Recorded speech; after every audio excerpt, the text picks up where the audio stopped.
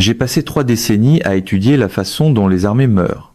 Pas dans le sens spectaculaire hollywoodien, mais dans la manière calme et clinique dont une organisation militaire perd sa capacité à fonctionner. Cela se produit dans la logistique. Cela se produit dans la structure de commandement. Cela se produit lorsque les hommes au sommet regardent enfin les chiffres et comprennent que l'écart entre ce dont ils ont besoin et ce qu'ils possèdent est devenu impossible à combler. C'est ce qui est arrivé au commandement de Tsahal la nuit dernière.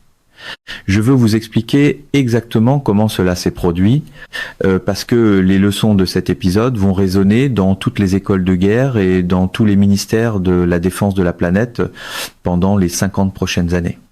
1000 missiles balistiques Khaybar-Shekan, lancés depuis des positions dispersées à travers l'ouest de l'Iran, en 4 vagues coordonnées sur une période de 90 minutes, ont frappé avec une précision que l'establishment occidental de la défense a passé des années à affirmer que l'Iran ne pouvait pas atteindre. Ils ont été dirigés spécifiquement et délibérément contre l'infrastructure de commandement, de contrôle, de communication et de logistique qui permet au groupement opérationnel nord de Tsahal de fonctionner comme une force de combat cohérente plutôt que comme un ensemble d'unités déconnectées. Au moment où le dernier missile a touché sa cible, cette brigade de Tsahal avait été rendue inapte au combat, non pas dégradée, non pas affaiblie, mais rendue non fonctionnelle en tant que formation militaire organisée. Et dans les 6 heures qui ont suivi le dernier impact, le gouvernement israélien a fait quelque chose qu'il n'avait jamais fait dans toute l'histoire de l'État. Il a officiellement demandé un cessez-le-feu par communication en coulisses avec le gouvernement iranien, par l'intermédiaire de médiateurs omanais. Je vais être clair sur ce que signifie cette demande de cessez-le-feu. C'est pas une pause tactique, c'est pas une position de négociation. C'est un gouvernement qui reconnaît, dans les termes les plus concrets dont dispose la diplomatie internationale, que son armée a atteint la limite de ce qu'elle peut soutenir. J'ai déjà vu ce moment auparavant, pas depuis ce côté-là, mais je l'ai étudié assez profondément pour le reconnaître lorsqu'il arrive. Et ce qui est arrivé la nuit dernière au commandement nord de Tsahal, c'est le point culminant opérationnel, le moment où continuer à combattre coûte plus cher que tout objectif atteignable ne vaut. L'Iran n'a pas simplement remporté une bataille la nuit dernière. Il a mis fin à une campagne. À Washington, bien sûr, c'est généralement le moment où quelqu'un dépoussière un slogan sur la dissuasion inébranlable, parce que rien ne dit mieux la clarté stratégique que de faire semblant que l'arithmétique est une opinion. Ce soir, je veux répondre à 4 questions que presque personne dans les commentaires de défense dominant ne pose honnêtement. Premièrement, comment détruit-on cette brigade militaire en 90 minutes sans qu'un seul soldat traverse une frontière? Deuxièmement, que nous dit la performance du Khaybar-Shekan la nuit dernière sur l'état réel de la technologie occidentale de défense aérienne? Et pourquoi le Pentagone a-t-il trompé le public à ce sujet? Troisièmement, quand Israël demande un cessez-le-feu après un seul ensemble de frappes, qu'est-ce que cela révèle sur la profondeur réelle de sa durabilité militaire? Et depuis combien de temps cette durabilité est-elle une fiction maintenue par le réapprovisionnement américain? Et quatrièmement, à quoi ressemble désormais un Moyen-Orient où l'Iran a démontré ce niveau de précision opérationnelle et qui détient réellement les cartes dans toutes les négociations qui suivront? Les réponses vont remettre en question tout ce que vous pensez savoir sur l'équilibre des forces dans cette région. Je veux commencer par la logique du ciblage, parce que c'est la dimension la plus instructive de ce que l'Iran a exécuté la nuit dernière, et celle qui a reçu l'analyse la moins honnête dans la couverture que j'ai vue. Les 1000 missiles Khaybar-Shekan qui ont frappé le commandement de Tsahal n'ont pas été répartis au hasard dans la zone opérationnelle. Ils ont été alloués avec une précision et une intelligence stratégique qui reflètent des années de reconnaissance détaillée, de développement de cibles et planification opérationnelle. Celui qui a construit cette liste de cibles comprenait l'architecture organisationnelle du commandement nord de Tsahal avec un niveau de détail qui devrait inquiéter tous les professionnels du renseignement à Tel Aviv et Washington. L'ensemble de frappes était organisé en 4 vagues distinctes, chacune assignée à une catégorie fonctionnelle précise de cible au sein de la structure générale de commandement. La première vague d'environ 280 missiles a été alloué exclusivement aux nœuds de commandement et de contrôle, c'est-à-dire à l'infrastructure physique par laquelle le commandement Nord exerce la direction opérationnelle sur ses formations subordonnées. Le quartier général du commandement Nord à Safed, les centres d'opération tactique de niveau corps soutenant les deux principaux groupements de forces terrestres, les stations relais de communication qui relient ces centres aux quartiers généraux, avancées des brigades, ainsi que les nœuds de coordination de guerre électronique qui gèrent le spectre électromagnétique dans toute la zone opérationnelle, ont tous été ciblés dans cette première vague. La logique est une logique que je reconnais immédiatement à partir de mon propre parcours opérationnel. On ne commence pas par détruire les unités combattantes de l'ennemi. On commence par détruire sa capacité à diriger ces unités de façon cohérente. Une brigade qui ne peut pas communiquer avec son quartier général supérieur, qui ne peut pas recevoir de coordination d'appui-feu, qui ne peut pas synchroniser ses mouvements avec les unités voisines et qui ne peut pas accéder à l'image du renseignement dont elle a besoin pour comprendre ce qui se passe autour d'elle, n'est pas une formation de combat. C'est un ensemble d'hommes armés opérant dans un vide informationnel. C'est ce que la première vague a créé dans toute la zone d'opération du commandement Nord de Tsahal au cours des 22 premières minutes environ de l'engagement.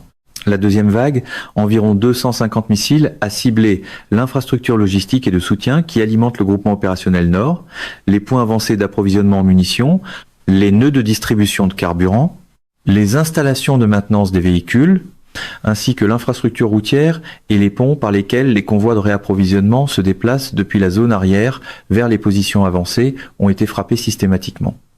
Je veux vous donner ici un point de données précis qui illustre le caractère minutieux de ce ciblage. 11 des 14 principales routes d'approvisionnement reliant la zone arrière du commandement Nord de Tsahal à ses brigades déployées à l'avant ont été rendues impraticables par des frappes directes sur des ponts, des carrefours routiers ou les nœuds d'approvisionnement situés à leur point d'aboutissement. 11 sur 14. C'est pas un dommage collatéral. C'est une interdiction délibérée et précise d'un réseau logistique par une équipe de ciblage qui avait cartographié chacun de ces nœuds critiques. La troisième vague, environ 270 missiles, a été dirigée contre l'architecture d'appui-feu. Les positions d'artillerie, les batteries de lance-roquettes multiples, ainsi que les radars et les centres de direction de tir qui rendent ces armes précises étaient les cibles prioritaires. Dans cette phase, la destruction de l'architecture d'appui-feu servait un double objectif dans la logique opérationnelle que l'Iran exécutait. Premièrement, elle retirait à Tsahal sa principale capacité de tir indirect, le moyen par lequel les forces terrestres peuvent engager des cibles au-delà de la portée visuelle directe et supprimer les positions ennemies pendant les manœuvres. Deuxièmement, et plus subtilement, elle retirait au commandant avancé la capacité de demander un appui-feu, même s'ils pouvaient encore communiquer avec leur quartier général supérieur. Une force terrestre sans appui-feu dans un environnement de terrain complexe est extraordinairement vulnérable au type d'engagement asymétrique que le Hezbollah et les forces alignées sur l'Iran dans la zone sont pleinement préparées à mener. La quatrième et dernière vague, environ 200 missiles, a ciblé l'infrastructure de défense aérienne, protégeant spécifiquement la zone opérationnelle du commandement Nord. Les batteries du dôme de fer couvrant le secteur Nord, les unités de tir de la fronde de David qui assurent la couverture à moyenne altitude, ainsi que les systèmes radars qui alimentent l'image intégrée de défense aérienne pour toute la région, étaient au centre de cette dernière vague. L'enchaînement est significatif sur le plan opérationnel.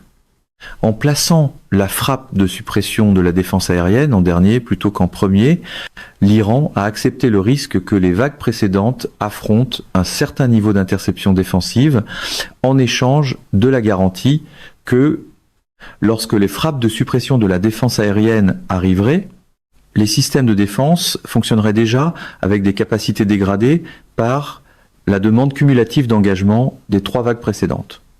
Le résultat, c'est que la quatrième vague a fait face à la posture défensive la plus épuisée et la plus appauvrie en ressources de tout l'engagement et a obtenu en conséquence le taux de pénétration le plus élevé des 4 vagues.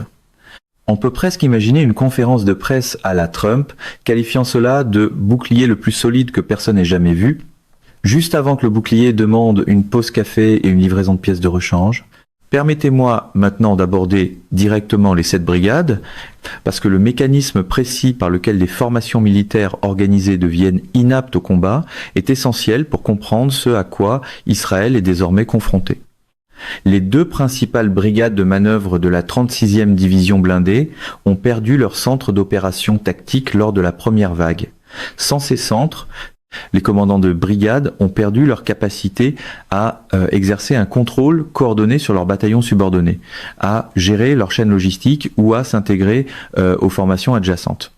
Le quartier général de la 162e division blindée a été directement frappé lors de la première vague, décapitant le commandement divisionnaire des 2 brigades opérant sous son autorité. La 366e brigade territoriale, responsable d'un secteur critique de la frontière nord, a perdu entièrement son infrastructure de communication lors de la première vague et son approvisionnement en munitions lors de la deuxième. Et les 3 brigades de réserve qui avaient été déployées à l'avant dans le cadre du groupement opérationnel Nord ont perdu leurs installations de maintenance de véhicules et leurs points de distribution de carburant lors de la deuxième vague, laissant leurs véhicules blindés opérationnels, mais incapables de soutenir un mouvement au-delà du carburant déjà présent dans le réservoir. Ces brigades ont été rendues inaptes au combat, non pas par une attaque directe contre leurs soldats, mais par la destruction systématique de l'infrastructure organisationnelle qui transforme des individus armés en une force de combat cohérente. C'est de l'art opérationnel sophistiqué et cela devrait terrifier tous les planificateurs militaires de l'OTAN. Le nom Khaybar Shekan se traduit par briseur de Khaybar, une référence à la bataille de Khaybar dans l'histoire islamique, où une forteresse considérée comme imprenable a été prise par une force opérant avec détermination et intelligence stratégique plutôt qu'avec de simples nombres écrasants. Le choix du nom est délibéré et instructif. L'Iran n'a pas nommé ce missile d'après sa vitesse, sa portée ou la puissance de sa charge militaire. Il l'a nommé d'après le concept de franchir ce que les autres considèrent comme inaccessible. La nuit dernière, ce nom a été pleinement mérité. Permettez-moi de vous donner l'image technique aussi honnêtement que possible, parce que les médias occidentaux de défense ont systématiquement sous-estimé les capacités balistiques iraniennes pendant des années, d'une manière qui ne sert les intérêts de personne, sauf ceux qui profitent de l'illusion selon laquelle les investissements existants en défense aérienne sont suffisants. Le Khaybar Shekan est un missile balistique à combustible solide d'une portée d'environ 1450 km, suffisante pour atteindre n'importe quelle cible en Israël depuis des positions de lancement situées profondément à l'intérieur du territoire iranien, au-delà de la portée de tout avion d'attaque israélien opérant sans soutien de ravitaillement en vol et au-delà de la portée de toute option terrestre de représailles. Le système de propulsion à combustible solide est significatif sur le plan opérationnel parce qu'il élimine le long processus de ravitaillement requis par les missiles à combustible liquide, réduisant le temps de préparation au lancement de plusieurs heures à quelques minutes et rendant opérationnellement réalisables les tactiques de lancement rapide et dispersées employées par l'Iran la nuit dernière. L'architecture de guidage est l'endroit où la performance de cette arme, lors de l'engagement de la nuit dernière, exige une attention sérieuse. L'analyse occidentale avait évalué l'erreur circulaire probable du Khaybar Shekan, c'est-à-dire le rayon à l'intérieur duquel 50% des projectiles doivent tomber, à environ 30 mètres, sur la base d'extrapolation tirée de données de performance antérieure des missiles balistiques iraniens. Les images d'évaluation des dommages de la frappe de la nuit dernière ne correspondent pas à une erreur circulaire probable de 30 mètres. Le schéma des impacts sur les installations ciblées, ainsi que la concentration des frappes dans des structures précises, plutôt que leur dispersion dans l'ensemble de la zone générale des installations, correspondent à une erreur circulaire probable située entre 8 et 12 mètres. C'est une amélioration par un facteur 4 par rapport à la capacité évaluée. C'est la différence entre une arme capable de détruire de façon fiable un bâtiment précis et une arme capable de détruire de façon fiable une pièce précise à l'intérieur de ce bâtiment.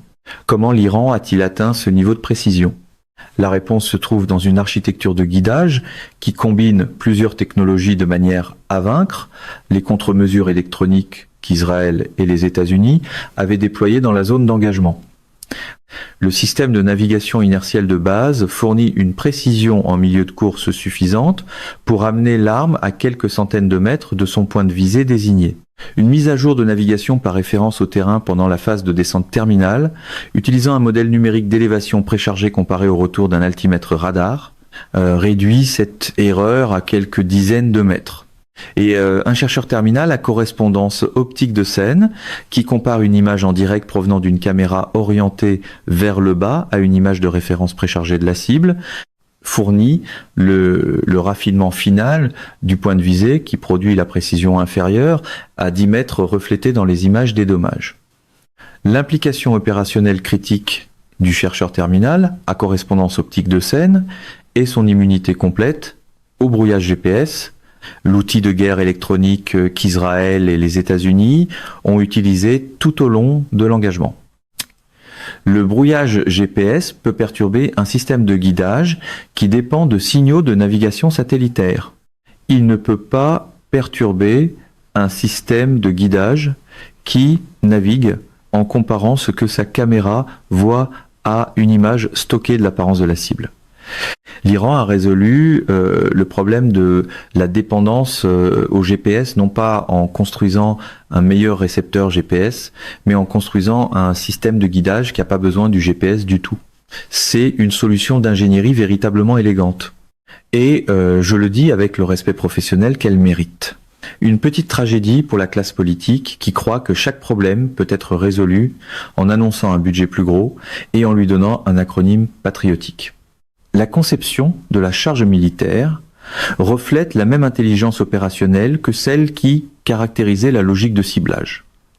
Le Khaybar Shekan n'emporte pas une grosse charge explosive à effet de zone, optimisée pour détruire des cibles souples sur une grande surface.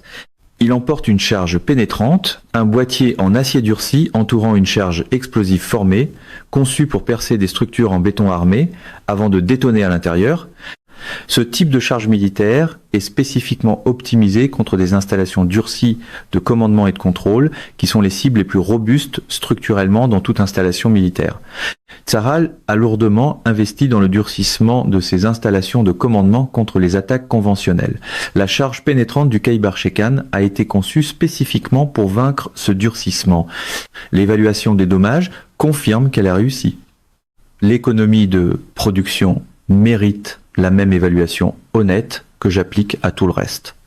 La base industrielle de défense iranienne a démontré sa capacité à produire le Khaybar Shekan à une échelle qui rend des ensembles de frappe de 1000 missiles soutenables sur le plan opérationnel sans épuiser les réserves stratégiques. Des évaluations indépendantes situent le coût unitaire de production entre 500 000 et 800 000 $ par missile, un chiffre qui paraît élevé jusqu'à ce qu'on le compare au coût de ce qu'il détruit. Un seul centre d'opération tactique de Tsahal représente des centaines de millions de dollars en construction, en équipement et en investissement organisationnel irremplaçable consacré à la formation du personnel qui l'occupe. Le ratio d'échange de cette arme contre son ensemble de cibles désignées fait partie des plus favorables de l'histoire de la guerre de précision. Et tout cela, chaque composant, chaque système, chaque processus de fabrication est indigène à l'Iran. Construit sous sanction, construit sans transfert de technologie occidentale, construit par des ingénieurs iraniens auxquels l'architecture occidentale des sanctions disait que c'était impossible et qui ont répondu à cette évaluation en prouvant le contraire. Je veux parler directement de la réponse de Washington aux événements de la nuit dernière parce que j'ai observé la prise de décision stratégique américaine de l'intérieur assez longtemps pour reconnaître la différence entre un gouvernement qui choisit de ne pas agir et un gouvernement qui a conclu, dépasse les options dont il dispose. Ce que j'ai observé à Washington la nuit dernière relevait de la deuxième catégorie et cette distinction compte énormément pour comprendre où se situe réellement la puissance américaine dans cette région. L'administration Biden, et j'utilise ce nom non pas pour des raisons partisanes, mais parce que la chaîne de décision passe par la Maison Blanche, quelle que soit la personne qui l'occupe, disposait d'environ 45 minutes d'alerte avant que le premier Khaybar Shekan ne frappe le territoire israélien. L'alerte provenait des satellites américains d'alerte avancée qui avaient détecté les signatures thermiques des lancements de missiles depuis le territoire iranien. 45 minutes suffisent théoriquement pour prendre des décisions et commencer à exécuter des réponses. La question est de savoir quelle réponse était réellement disponible, et la réponse honnête est très peu qui aurait changé de manière significative le résultat. Le groupe aéronaval du USS Gerald R., Ford, opérant depuis sa position repositionnée en Méditerranée orientale après l'ajustement dans le golfe d'Oman, était le principal atout de combat américain dans la région. Son groupe aérien embarqué possède une capacité de frappe et de défense réellement redoutable contre une menace conventionnelle opérant dans les paramètres d'engagement pour lesquels il a été conçu. Mais 1000 missiles balistiques lancés depuis le territoire iranien présentaient un ensemble de cibles et une géométrie d'engagement auxquelles l'aviation embarquée ne pouvait pas répondre de manière significative. Les avions de frappe ne peuvent pas intercepter des missiles balistiques en vol. Ils peuvent attaquer des installations de lancement, mais la posture de lancement dispersée employée par l'Iran avec des missiles tirés depuis des lanceurs mobiles répartis dans plusieurs provinces ne présentait aucune cible concentrée qu'un ensemble de frappes pouvait engager dans la fenêtre de temps disponible. Les moyens américains de défense antimissiles de théâtre dans la région, précisément les destroyers équipés du système Aegis affecté au groupe aéronaval du Ford et la batterie THAAD positionnée en Israël, ont fait face au même problème fondamental d'engagement que les systèmes israéliens, 1000 trajectoires simultanées arrivant en 4 vagues depuis plusieurs directions azimutales, avec des temps d'impact comprimés pour réduire au minimum la fenêtre d'engagement disponible pour chaque batterie d'intercepteurs. La physique de la disponibilité des intercepteurs, du temps de rechargement et du séquençage des engagements ne permet tout simplement pas un résultat défensif contre une frappe de cette ampleur et de cette organisation. Quelle que soit la qualité technique des systèmes d'interception, je ne critique pas la performance des systèmes défensifs américains, j'énonce une réalité mathématique sur ce que tout système défensif fini peut accomplir contre une frappe suffisamment vaste et bien organisée. Parce que même le parapluie le plus cher de l'histoire doit encore obéir à la pluie. Ce qui a rendu la paralysie de Washington complète plutôt que simplement contrainte, c'est l'environnement de menaces de second ordre que l'Iran avait établi autour de la frappe principale. Tout au long de la fenêtre d'engagement, les forces navales et balistiques iraniennes dans le Golfe ont maintenu une posture qui communiquait clairement le coût d'une escalade américaine. Les batteries de missiles antinavires basées à terre étaient en mode de ciblage actif contre les bâtiments de surface américains. Les contacts sous-marins dans la zone d'opération ont créé une couche de menaces supplémentaires qui exigeait une attention défensive. Et la posture plus large des forces iraniennes à travers la région, incluant le Hezbollah au Liban, les forces Houthis au Yémen et les milices alignées sur l'Iran en Irak, présentait un risque d'escalade distribué que toute réponse militaire américaine aurait dû prendre en compte simultanément. Les appels téléphoniques entre Washington et Tel Aviv pendant ces 90 minutes ne relèvent pas du domaine public. Mais le résultat de ces appels est visible dans ce qui ne s'est pas produit. Aucun ensemble de frappes américains n'a été lancé contre le territoire iranien, aucun moyen défensif supplémentaire n'a été précipité vers la zone d'engagement. Aucune réunion d'urgence du Conseil de sécurité n'a été convoquée. Washington a regardé, évalué et conclu que les options de réponse disponibles comportaient des coûts et des risques supérieurs à ce que le calcul politique et stratégique pouvait soutenir. Cette conclusion, quelle que soit sa justification tactique, est un événement stratégique de premier ordre. J'ai soutenu pendant des années que la surextension stratégique américaine, la tentative de maintenir la primauté militaire sur tous les théâtres simultanément, créait un écart entre les engagements et les capacités qui finirait par produire exactement ce genre de moment. Un moment où un allié central est frappé à une échelle qui exige une réponse et où les options de réponse disponibles sont soit insuffisantes, soit prohibitives en coût. Ce moment est arrivé la nuit dernière. La demande de cesser le feu d'Israël, 6 heures après le dernier impact, est la conséquence directe de l'incapacité de Washington à offrir quoi que ce soit qui aurait changé le résultat et de la conclusion rationnelle des dirigeants israéliens selon laquelle continuer à absorber des frappes sans intervention américaine n'était pas une posture soutenable.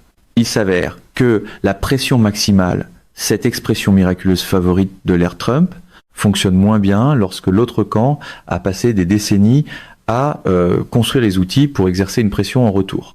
La dimension politique intérieure américaine aggrave la dimension stratégique. Un congrès profondément divisé sur la politique au Moyen-Orient, un public ayant peu d'appétit pour un nouvel engagement militaire régional majeur après les expériences de l'Irak et de l'Afghanistan, et une base industrielle de défense déjà sous pression pour répondre aux exigences de production de munitions sur plusieurs flux de demandes simultanées. Tout cela limite la liberté d'action de Washington de manière réelle. Peu importe la rhétorique publique du soutien indéfectible, les planificateurs stratégiques iraniens comprennent le paysage politique intérieur américain avec une sophistication que les responsables américains ont constamment sous-estimée. Il y a quelque chose que je veux dire directement à propos de ce que l'Iran a accompli la nuit dernière, quelque chose qui dépasse l'analyse opérationnelle, parce que je pense que c'est l'élément le plus important à comprendre au sujet de ce conflit et de sa trajectoire. Ce que l'Iran a démontré n'est pas d'abord une réussite technologique, même si c'en est certainement une. Ce qu'il a démontré, c'est la conséquence stratégique d'une décision prise il y a 50 ans et maintenue à travers toutes les formes de pression externe que le système d'alliance le plus puissant de l'histoire humaine pouvait exercer. La décision était simple dans sa formulation et extraordinairement difficile dans son exécution. L'Iran construirait ses propres armes avec ses propres ingénieurs dans ses propres usines. Peu importe le coût, peu importe l'isolement et peu importe le temps nécessaire. Chaque Khaybar-Shekan qui a frappé le commandement nord de Tzahal, la nuit dernière était le produit physique de cette décision, le retour sur un investissement dans la souveraineté nationale qui se mesurait non pas en dollars, mais en décennies de sacrifices, d'efforts scientifiques et de détermination civilisationnelle. Je veux comparer cela à ce que j'ai observé du côté israélien de cet engagement, parce que le contraste est instructif sur le plan opérationnel d'une manière qui compte pour l'analyse. Tzahal est réellement capable. Je ne rejette pas la compétence, le courage ou le professionnalisme des soldats et des commandants israéliens. Ce que je dis, c'est que Tzahal fonctionne comme une force militaire dont la profondeur stratégique, c'est-à-dire la capacité à soutenir des opérations dans la durée, dépend fondamentalement d'un réapprovisionnement externe, de façon qui crée une vulnérabilité structurelle qu'aucune excellence tactique ne peut entièrement compenser. Lorsque l'inventaire d'intercepteurs Tamir des batteries du secteur nord est tombé sous le seuil opérationnel minimal pendant la troisième vague de la frappe, il n'existait aucune installation de production israélienne capable de le reconstituer dans un délai pertinent pour l'engagement en cours. La ligne de production est en Israël, mais les composants critiques proviennent de fournisseurs américains et le rythme de production est calibré sur la demande en temps de paix plus une modeste capacité de montée en puissance, non sur le taux de consommation d'une frappe de 1000 missiles balistiques hypersoniques. Cet écart entre consommation et capacité de reconstitution n'est pas un développement récent. C'est une caractéristique connue de la posture de défense israélienne depuis des années. Ce qui a changé la nuit dernière, c'est que l'Iran a démontré la conscience opérationnelle et la capacité d'armement nécessaire pour l'exploiter à une échelle qui l'a rendu stratégiquement décisif. Les soldats de la force aérospatiale du corps des gardiens de la révolution islamique qui ont exécuté cette opération ne l'ont pas fait en sachant que si quelque chose tournait mal, un allié superpuissant remplacerait leur perte dans les 48 heures. Ils ont opéré avec les armes que leur propre pays a construites, guidés par des systèmes que leurs propres ingénieurs ont conçus, vers des cibles que leurs propres services de renseignement ont identifiées, dans le cadre d'une doctrine stratégique développée par leur propre commandement militaire. Cette autosuffisance n'est pas seulement une observation économique ou industrielle, c'est une réalité psychologique et organisationnelle qui produit une qualité de confiance institutionnelle et d'initiative opérationnelle qu'une organisation militaire fondée sur la dépendance ne peut structurellement pas reproduire. Le soldat iranien, l'ingénieur du corps des gardiens de la révolution islamique à la console de lancement, l'officier de ciblage qui a construit la base de données des points de visée et le spécialiste logistique qui a déplacé et dissimulé 1000 missiles jusqu'à leur position de tir sans être détectés, ont tous combattu avec la conscience que ce qu'ils défendaient leur appartenait réellement. Pas emprunté, pas loué, pas conditionné au maintien de la bonne volonté d'un gouvernement étranger dans une relation d'approvisionnement. Les armes sont iraniennes, la doctrine est iranienne, la décision d'agir était iranienne. Et le résultat, 7 brigades détruites, une demande de cessez-le-feu et une mythologie défensive définitivement brisée est iranien. Cette combinaison d'autosuffisance matérielle et de propriété psychologique produit un instrument militaire d'un caractère fondamentalement différent de ce que l'argent et les achats étrangers peuvent assembler. C'est la différence entre une force qui combat parce qu'elle est équipée pour combattre et une force qui combat parce qu'elle n'a pas d'autre choix. Et d'après mon expérience, la seconde est toujours plus dangereuse à long terme. Lorsque Israël a transmis sa demande de cessez-le-feu par le canal omanais en coulisses aux premières heures du matin, il a fait plus que mettre fin à un engagement militaire. Il a modifié les hypothèses fondamentales sur lesquelles l'architecture de sécurité du Moyen-Orient repose depuis les 3 dernières décennies. Et ces hypothèses modifiées se propageront dans le système international de façon qui seront visibles pendant des années. La première conséquence, et la plus immédiate, est l'effet de démonstration sur chaque État qui dépend actuellement des garanties de sécurité américaines comme fondement principal de sa défense nationale. La question que chacun de ces États se pose maintenant est directe. Si les États-Unis ne pouvaient pas ou ne voulaient pas intervenir pour empêcher la destruction opérationnelle de cette brigade de Tsahal, Israël étant de loin l'allié américain le plus stratégiquement important et le plus matériellement soutenu de la région, qu'est-ce que cela implique sur la fiabilité des engagements d'intervention américains dans d'autres contextes ? La réponse à laquelle arrivent les analystes stratégiques honnêtes à Riyad, Abu Dhabi, Séoul et Taipei est inconfortable. Les garanties de sécurité américaines sont réelles mais conditionnelles et les conditions dans lesquelles elles deviennent effectivement indisponibles sont plus larges qu'on ne le supposait auparavant. La Russie absorbe les événements de la nuit dernière avec une forme particulière de satisfaction stratégique. Je veux être précis sur ce que je veux dire par là. La Russie ne célèbre pas le succès militaire iranien comme un allié célébrerait la victoire d'un partenaire. La Russie note, avec le détachement clinique d'une grande puissance évaluant l'équilibre global des forces, que les événements de la nuit dernière, validant un ensemble d'évaluations stratégiques que Moscou entretient depuis des années concernant les limites de la projection de puissance américaine, l'efficacité des stratégies d'anti-accès et de déni de zone contre une projection de forces américaines centrée sur les porte-avions, et la capacité d'États opérant en dehors de la chaîne d'approvisionnement technologique occidentale à développer des capacités militaires capables de vaincre des systèmes défensifs fournis par l'Occident. Chacune de ces évaluations est désormais soutenue par des données opérationnelles issues d'un engagement réel. Ces données alimenteront la planification militaire russe, les priorités russes de développement d'armement et la stratégie diplomatique russe de façon qui seront visibles sur plusieurs théâtres au cours des prochaines années. La Chine mène sa propre analyse avec un objectif à la fois plus large et plus spécifique que celui de la Russie. Plus large parce que la compétition stratégique de la Chine avec les États-Unis est mondiale et que tout développement qui limite la liberté d'action militaire américaine, quelque part, contribue à l'espace stratégique chinois partout. Plus spécifique parce que les leçons opérationnelles de la nuit dernière sont directement applicables au scénario de Taïwan, qui définit la contingence militaire potentielle la plus lourde de conséquences dans l'Indo-Pacifique, la démonstration que 1000 missiles balistiques peuvent submerger une architecture de défense aérienne multicouche fournie par les États-Unis et obtenir la destruction opérationnelle de 7 brigades militaires en 90 minutes est un point de données que les planificateurs militaires chinois intégreront à leur modélisation des contingences autour de Taïwan avec des conséquences importantes pour leur évaluation de ce qu'un ensemble de frappes initiales devrait accomplir et de la manière dont les réponses défensives américaines pourraient être gérées. Les États du Golfe naviguent dans un recalibrage plus complexe et plus immédiat.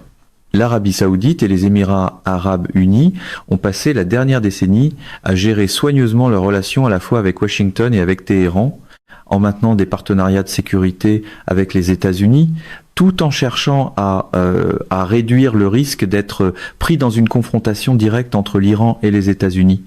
Les événements de la nuit dernière, précisément, la combinaison de la capacité iranienne de frappe de précision démontrée contre le commandement nord de Tsahal et de l'incapacité américaine à intervenir efficacement, ont déplacé le calcul interne des États du Golfe dans une direction que tous les analystes suivant la région anticipaient. Mais la question pour Riyad et Abu Dhabi n'est plus de savoir s'il faut équilibrer entre Washington et Téhéran. La question est de savoir à quelle vitesse et avec quel degré d'ouverture poursuivre la normalisation diplomatique avec l'Iran que la nouvelle réalité militaire rend stratégiquement rationnelle. La dimension des marchés de l'énergie des événements de la nuit dernière se traduira par des conséquences économiques qui toucheront chaque nation de la planète, indépendamment de sa position politique sur le conflit sous-jacent. La prime du détroit d'Ormuz dans le prix du pétrole, c'est à dire la décote de risque que les marchés appliquent à la possibilité d'une interdiction iranienne des flux énergétiques du Golfe, a été réévaluée de façon permanente à la hausse par la volonté démontrée de l'Iran de mener des opérations de frappe de précision à grande échelle et par sa capacité démontrée à vaincre les systèmes de défense aérienne qui protègent l'infrastructure régionale. Chaque baril de pétrole qui transite par le détroit porte désormais une prime de risque intégrée plus élevée. Cette prime se répercute dans les coûts de transport, les coûts de fabrication et, en fin de compte, les prix à la consommation dans chaque économie ayant une dépendance importante aux importations d'énergie. Les conséquences financières des événements de la nuit dernière se feront sentir dans les épiceries européennes et les usines manufacturières asiatiques pendant des mois. La trajectoire plus large que ces événements accélèrent est une trajectoire que je décris depuis des années et que le commentaire dominant a constamment hésité à reconnaître clairement. Le moment unipolaire, la période de primauté américaine qui a suivi la guerre froide et pendant laquelle la puissance militaire américaine pouvait être projetée dans pratiquement n'importe quel théâtre sans opposition crédible d'un acteur régional, touche à sa fin.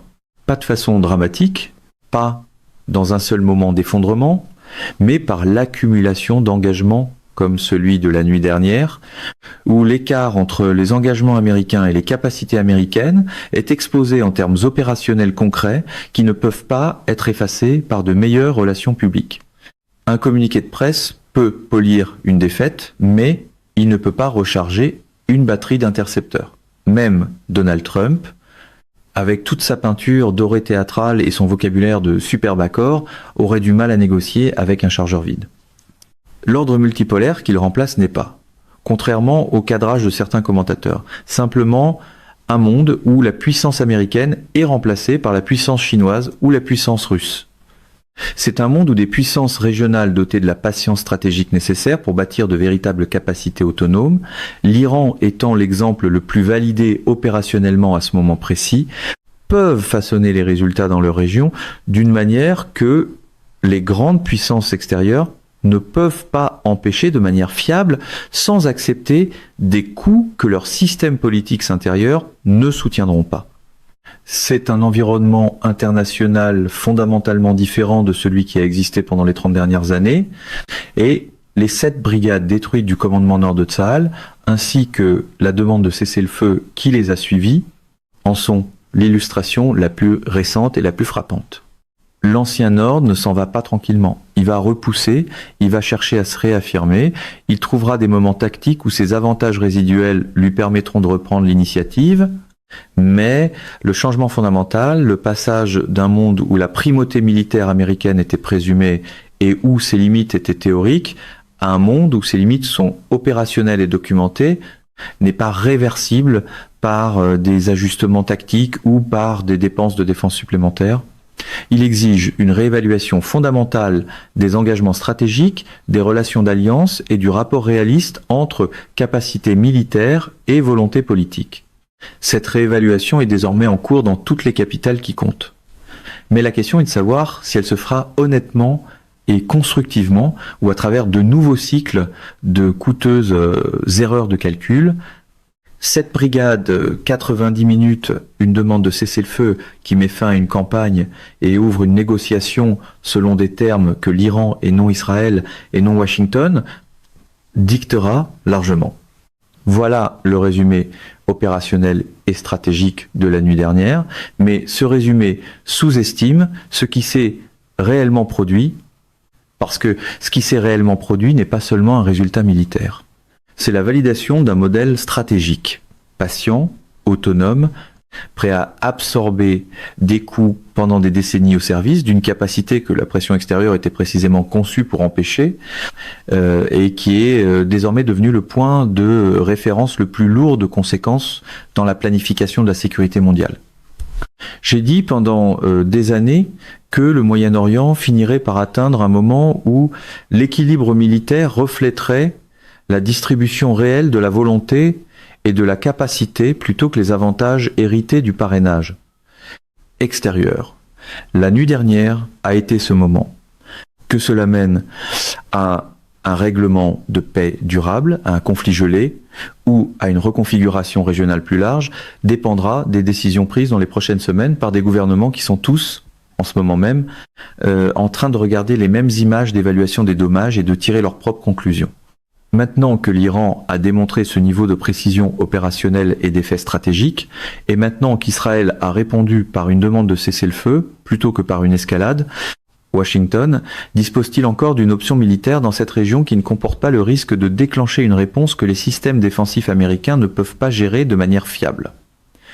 De là où je me trouve, en regardant le tableau opérationnel aussi honnêtement possible, la réponse à cette question a fondamentalement changé depuis la nuit dernière,